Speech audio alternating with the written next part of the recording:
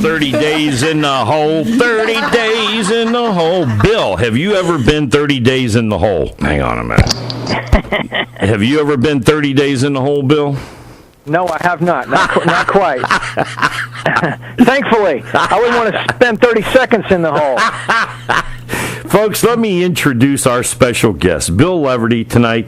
The guitarist from the great band Firehouse. Bill, thanks for taking a Saturday night to spend time here with us at Karma. Man, thanks for having me, Steve. It's a pleasure. Well, my partner, who is, I do the show with a lady that lives up in Winnipeg, Manitoba. She is my co-host. She's going to be disappointed that she missed the interview tonight, but she's out doing some stuff with the kids. But it's crazy that Firehouse is just like a household word here at Karma Radio. Everybody loves you guys. Well, I appreciate you supporting us, and I appreciate all the fans supporting us. And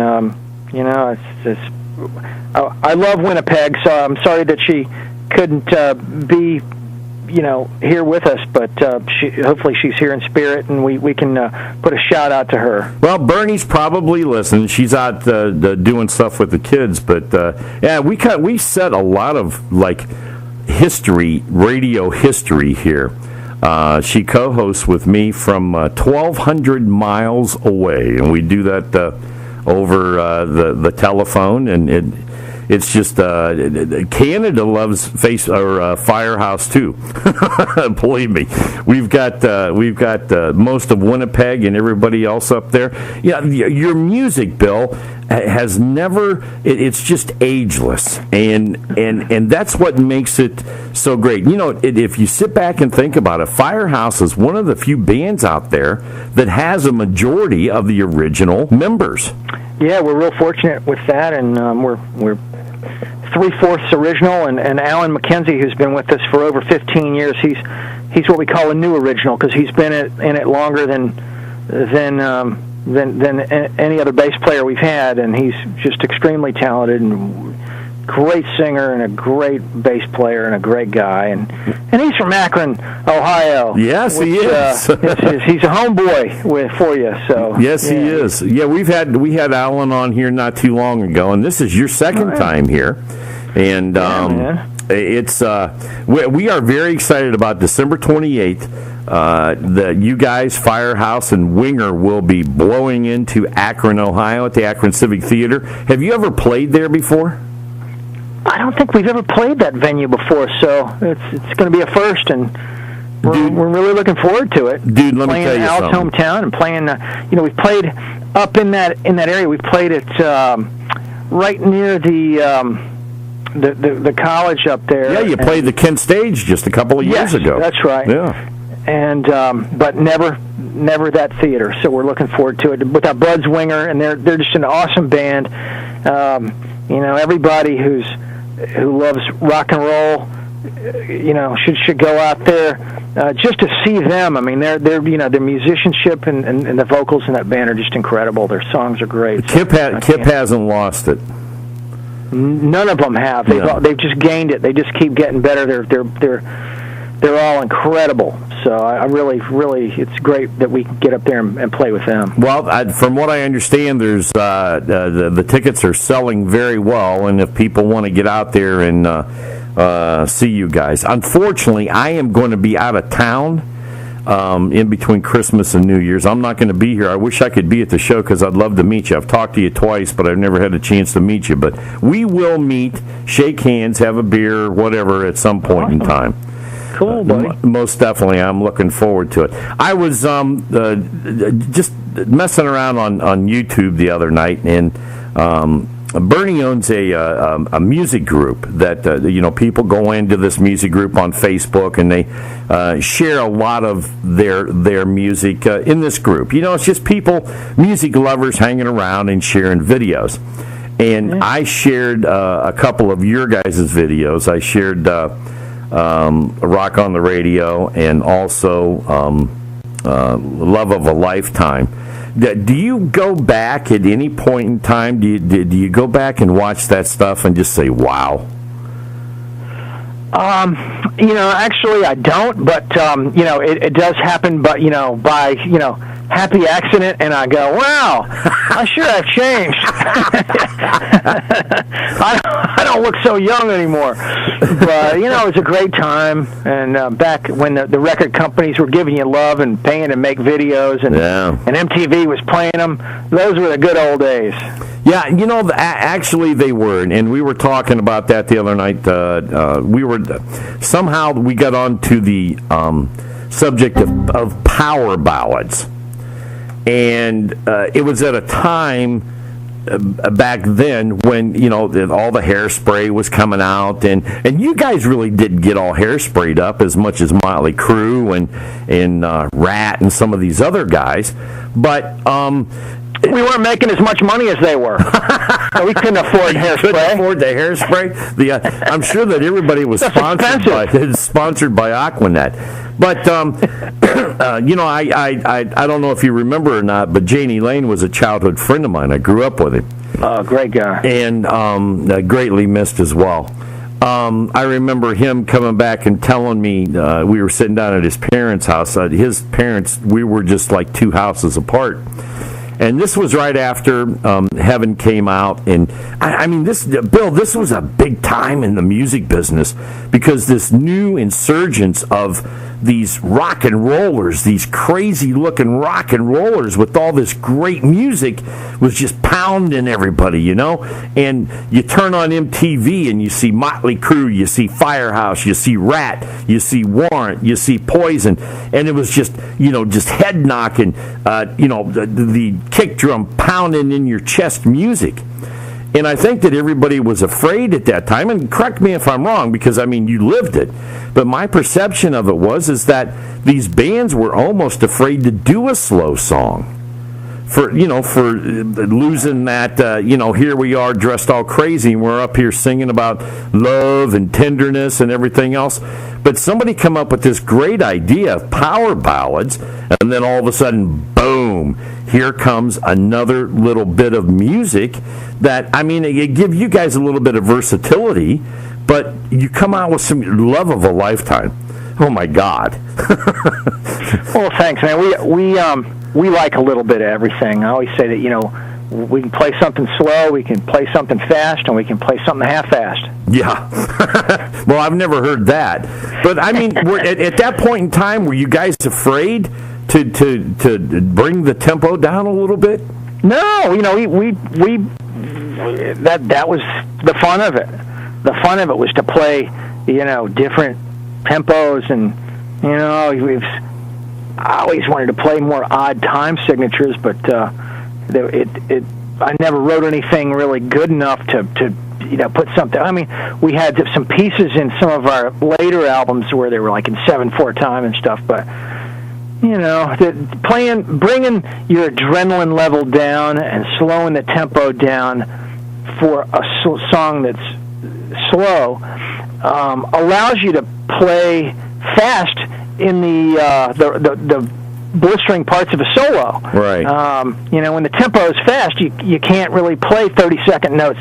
At least I can't. Some people can, but when you slow the tempo down, you can. So it kind of gave me an excuse to shred in kind of a different way. But I always liked melody a whole lot, and it was always fun to slow things down. And then when you play your next song after that, it sounds like it's bringing the energy back. Right. So it was really cool part of the show, or part of an album, is to have things slow down for a little bit. And fortunately, some of our slower songs caught on, and people used them for wedding songs or love songs or whatever, you know, prom songs. And, when I look into your eyes, I mean, you know, you had your hands in most, if not all, of Firehouse's songs, and you're an incredible songwriter. Even the stuff that you're releasing today, and by the way, we're playing a lot of your solo songs.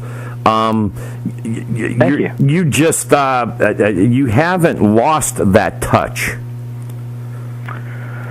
Well, I'll tell you, working with C.J. Snare, I mean, that guy's so talented. It's just incredible. I mean, he's just a great songwriter, and you know, working with him was just great, and I learned a lot. You know, working with him, and you know, listening to him sing for as many years as I have, It's helped me become a better singer. I think we're all better singers in our band because of him, and he really takes it seriously too. With he doesn't drink like days before we go out on the road. He won't even drink a beer, and this is a guy who really likes the taste of beer. So it's been a lot of fun, and I still in my spare time, the family's first, the band, Firehouse is second, the other business that I try to cobble together as far as mixing other artists or recording them in my studio, that's third. And then fourth, for me and my priorities, is to write and record my own stuff. Mm-hmm. So I kind of take a backseat to everything else, but still manage to put out 4 solo albums, and I'm working on my 5th one now. I've got 9 of the 10 songs done, and once I get this 10th song completely written and recorded, I'll have an album to put out. If anybody buys CDs anymore, go to Leverty.com and get on my mailing list. I'll let you know when I got the next album out. Well, I mean, people do, and most certainly I will get one, and then we will put it into the rotation here at Karma Radio.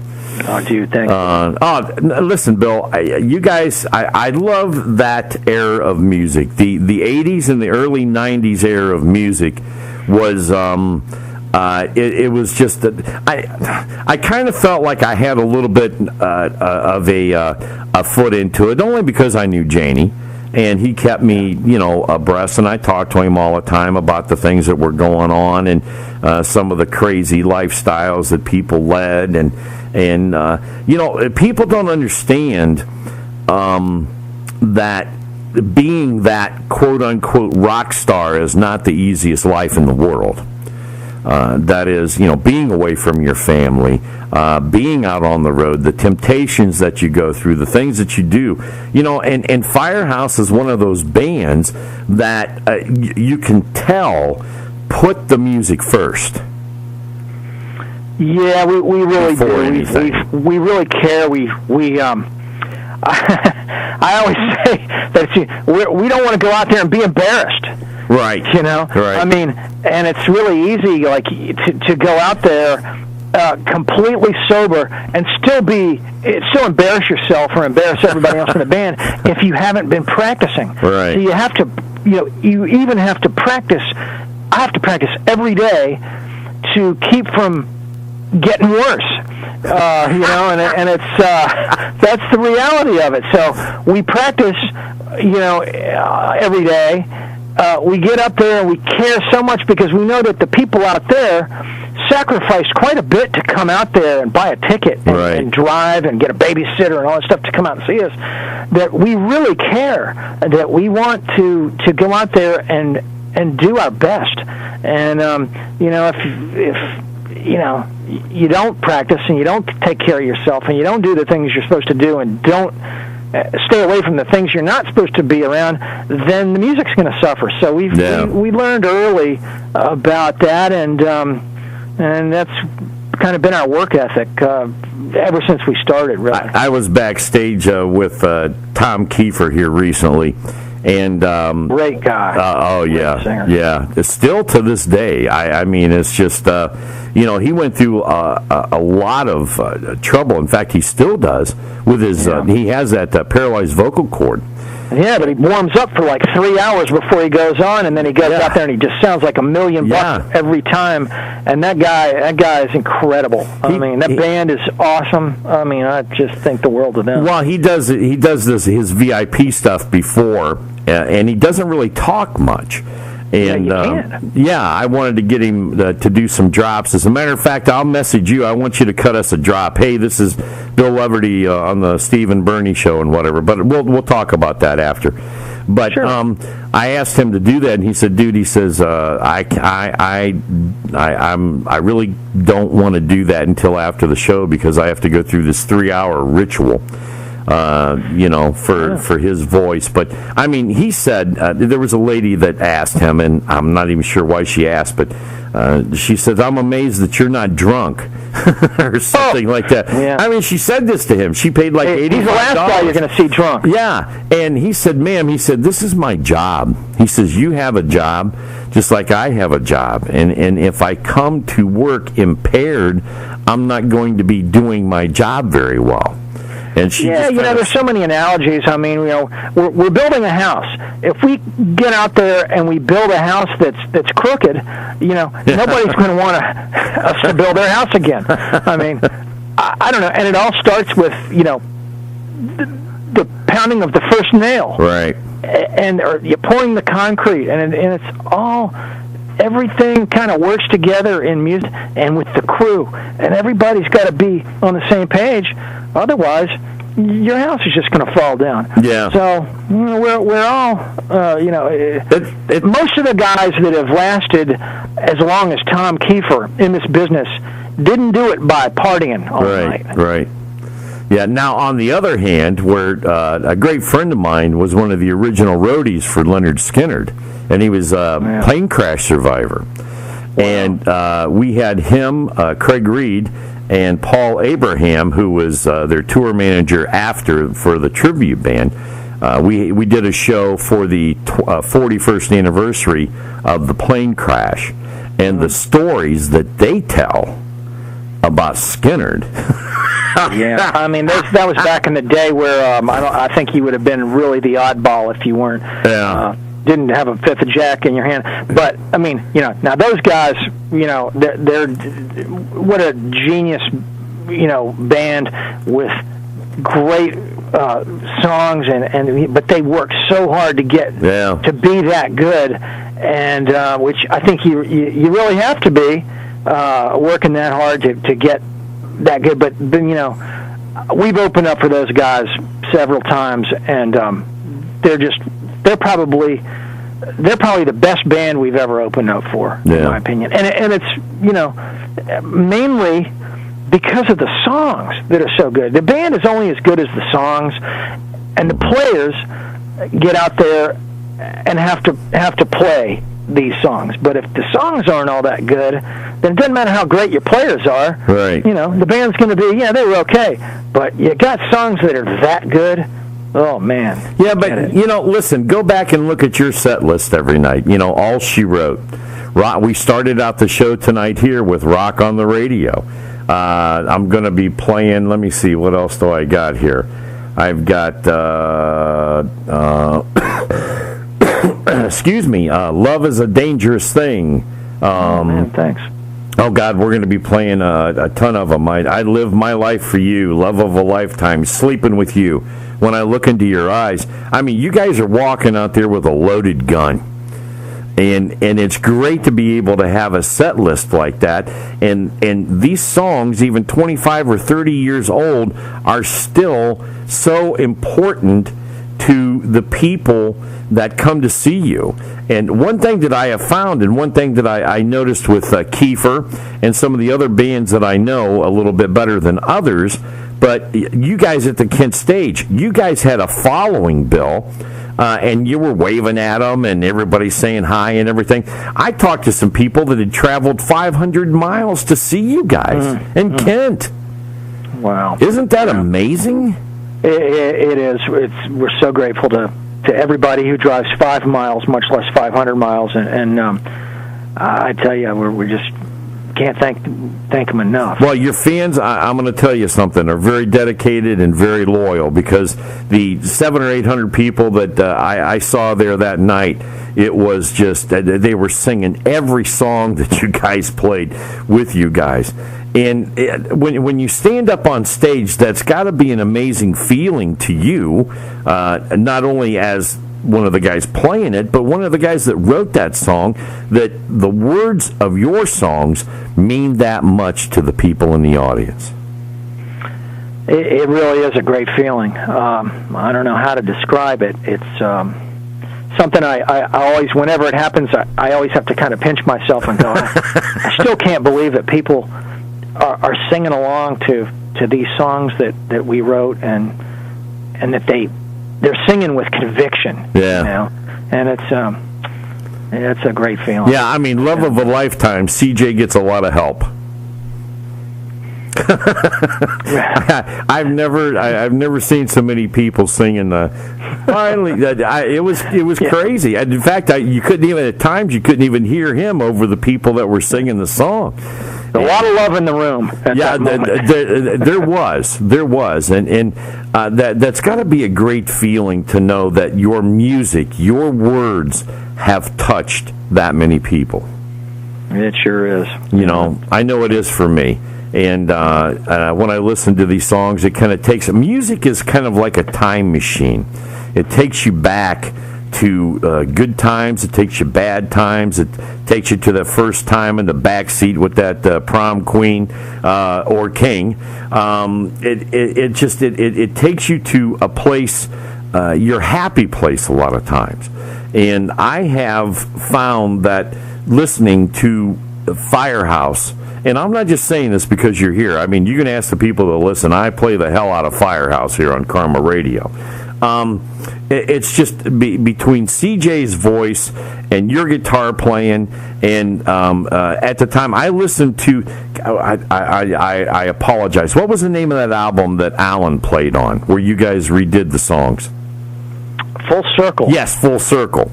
I listened to that a lot because, I mean, Perry was a great bass player, but Alan has added his own bass lines to these songs, and it just I listen to music a little bit different. It sounds great.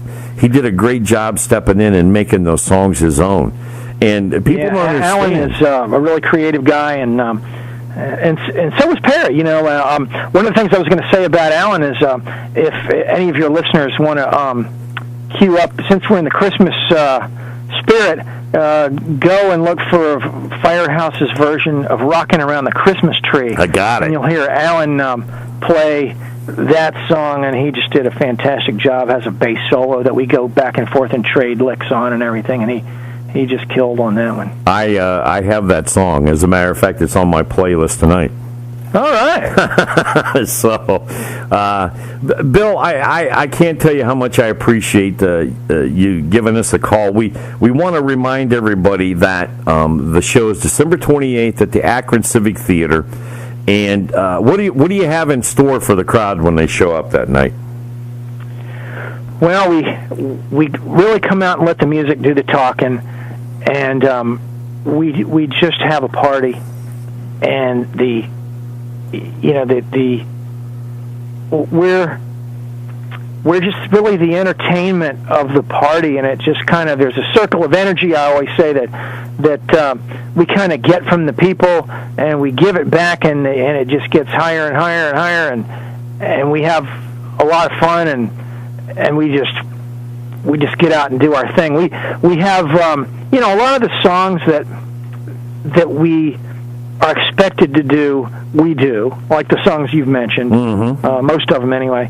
But we always have a couple of slots in our set list where we throw in something that's, unexpected or we haven't played in a while that keeps us walking on that tightrope, and it gives the audience something that they might not have heard of us playing before. And so that's always fun to do a couple of songs that we really haven't done in a while that are kind of alternate kind of tunes that we'll throw in there. And we just get out there and have a great time, and then after we're done, Winger comes out, and they kill. Yeah, they crush it every night. Is there one song in your set list that if you didn't play, you guys would get like a riot after the show? I'm thinking people wouldn't let us out if we didn't play "Love of a Lifetime." I mean, I think if we didn't play "Don't Treat Me Bad," people would probably, maybe put a blockade. They would treat you bad. They would treat us real bad. But you know what? "Reach for the Sky" is another one that we "All She Wrote," "Shake and Tumble." There's a handful of them that are our kind of staple kind of tunes, and then we got some room to kind of improv in the set, and it's kind of it's a loose fun kind of show. We don't have everything scripted or choreographed or anything like that. We get out there and have fun. Yeah. And I think our audience has fun generally as well. Is there one song that's special to you that you still get a kick out of playing every show? Every one of them. Every one of these, and not to cop out on your no, question, but every one of these is challenging for me to play well, and they all have little parts in them that I got to be on my toes, and every one of these songs has a place for each one of the guys in our band to kind of shine, I think. So we CJ, of course, singing them all. But there's some where, parts of the songs where he really shows, the audience, not in a cocky sort of way, but the people can hear what a great voice that guy has, Yes. And we all get to back him up with our harmonies, and the audience helps too. So it's a great time. Well, listen, I'm going to tell you something. Firehouse has not lost a lick. There is no doubt about it. And December 28th, everybody is going to see that at the Akron Civic Theater. There are still some tickets left, but from what I understand, there's not many left. And this is going to be a Firehouse and Winger night.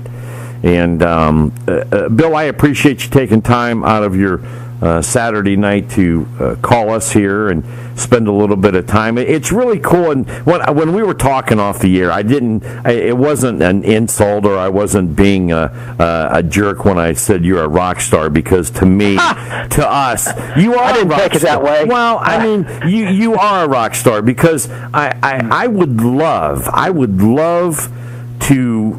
I play guitar, but nothing like you do, and you're lucky 13. It's got to be amazing to stand up there and just make all that noise and watch the people as they sing along and just get into what you're doing. And I kind of envy you a little bit, but I mean, you are a rock star and you deserve that recognition. You're one of the best guitarists in the business, as far as I'm concerned.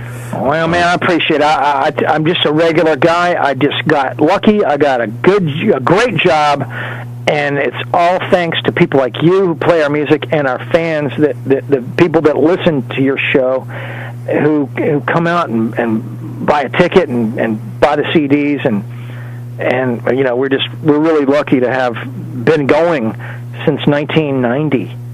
Isn't that crazy? So if we can go another couple of years, it'll be 30 years. So it's coming up 29 years. So yeah. We hope to go 50, 60 years. Yeah.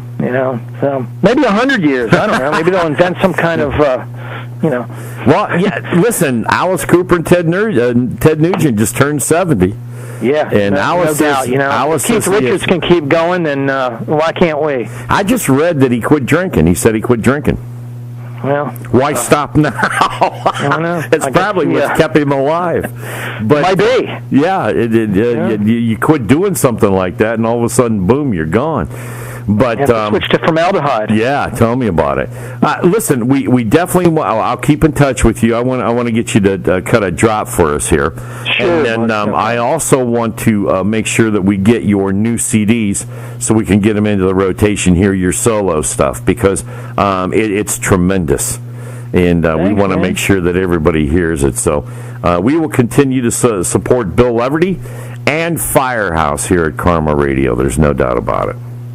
Thanks for your help, buddy. Hey, listen, you have a great night. Have a very Merry Christmas to you and your family. Back at you, Steve. Merry Christmas, Happy New Year. Yeah, tell Alan and the guys. I tried to get a hold of Alan, but it just didn't work out. But maybe next time we'll get you and Alan together. And that'd be great. Yeah, I'm looking forward to meeting you. I wish I wasn't going to be out of town, but we'll catch you on the road somewhere, no doubt about it. All right, buddy.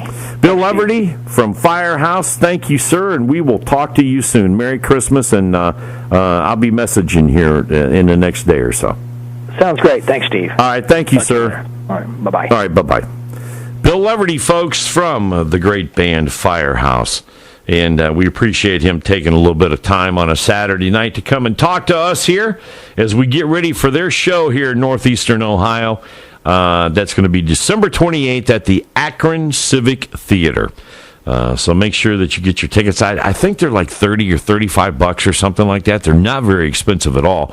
And it is going to be a great night of music. And you're going to hear this one, I'll guarantee you.